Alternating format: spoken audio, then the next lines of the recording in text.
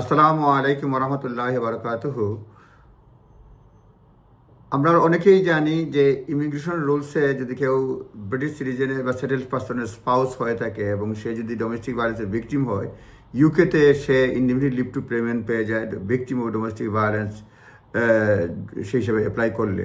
কিন্তু আমরা অনেকেই হয়তো জানি না যে ডোমেস্টিক ভায়োলেন্সের ভিকটিম যদি বাংলাদেশও হয়ে থাকে, মানে এখানে আসার পরে যদি বাংলাদেশে কেউ রেখে আসে অ্যাবান্ডন্ড স্পাউস, তারাও ডোমেস্টিক ভায়োলেন্সের ভিকটিম হিসেবে তারা এখানে আসতে পারে। সুতরাং তার জন্য কোনো ফিজ লাগে না।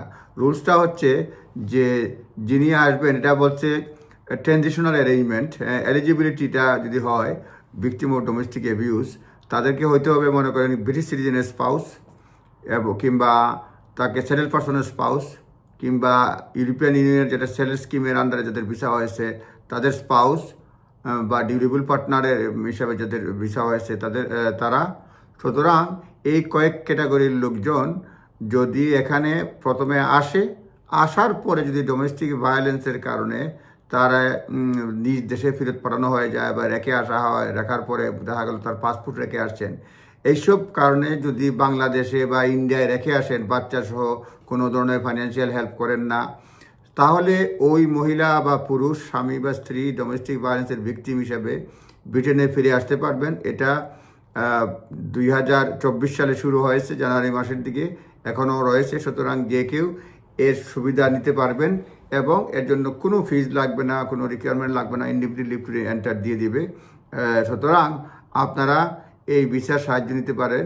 তবে যারা স্টুডেন্ট বা তাদের স্পাউস হবে না, যারা সেটেলড পার্সনের স্পাউস, ব্রিটিশ সিটিজেনের স্পাউস কিংবা এখানে ইউরোপিয়ান ইউনিয়নের যারা সেটেল স্কিমের মধ্যে আছে তাদের স্পাউস, অর্থাৎ কাউকে বিয়ে করেছে, এই 3 ক্যাটাগরি বললাম। আর মানে যারা অ্যাসাইলামের ক্ষেত্রে যারা গ্রান্ট হয়েছে সেক্ষেত্রেও তারা সুবিধাটা পাবে, সুতরাং তাদের স্পাউসরা আর কি।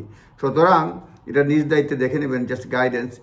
তো এখানে বিয়ে করে নিয়ে আসলেন স্পাউস, আনার পরে দেখা গেল বনিবনা হচ্ছে না, আপনি আবার রেখে চলে আসলেন বাংলাদেশে কিংবা ইন্ডিয়া কিংবা পাকিস্তানে, এবং কোনো খোঁজখবর নাই। হয়তো আপনার ব্রিটিশ বাচ্চাও থাকতে পারে বা ব্রিটিশ ছাড়া অন্য বাচ্চাও থাকতে পারে এই মায়ের সঙ্গে কিংবা বাপের সঙ্গে। অর্থাৎ এই যে ফাইন্যান্সিয়াল কন্ট্রোল, তাদের কোনো পয়সা না দেওয়া, অসহায়ভাবে রেখে আসা, অ্যাবন্ডন করা, এটা পার্ট অফ ডোমেস্টিক ভায়োলেন্স। এবং তারা যদি প্রমাণ করতে পারে যে এখানে আসছিল ডোমেস্টিক ভায়োলেন্স হয়েছে এবং অন্যান্য এভিডেন্স দিবে, কবে আসছিল, কীভাবে আসছিল, সেই ধরনের এভিডেন্স দিয়ে অ্যাপ্লাই করলে পরে তারা ব্রিটেনে ফিরে আসতে পারবে এবং তার জন্য কোনো ফিজও লাগবে না। সুতরাং নিজ দায়িত্বে দেখে নেবেন। কেউ যদি এ ধরনের হয়, বিয়ে করে রেখে আসছেন, তারা এই গ্রাউন্ডসে অ্যাপ্লাই করতে পারবেন। তবে তাদেরকে একবার আসতে হবে, লিমিটেড লিভ এখানে থাকতে হবে, মানে একবার আসতে হবে, তারপরে ফেলে আসতে নিতে হতে হবে। শুধুমাত্র বাংলাদেশে বিয়ে করছেন, জীবনেও অ্যাপ্লাই করেন না, আনেন না, এটা এই ক্রাইটেরিয়ার মধ্যে পড়ে না। তবে কেউ যদি করতে চান এই ক্রাইটেরিয়ার মধ্যেও থাকে, হয়তো হোম অফিস হিউম্যান রাইটস গ্রাউন্ডসে বিবেচনা করতে পারে।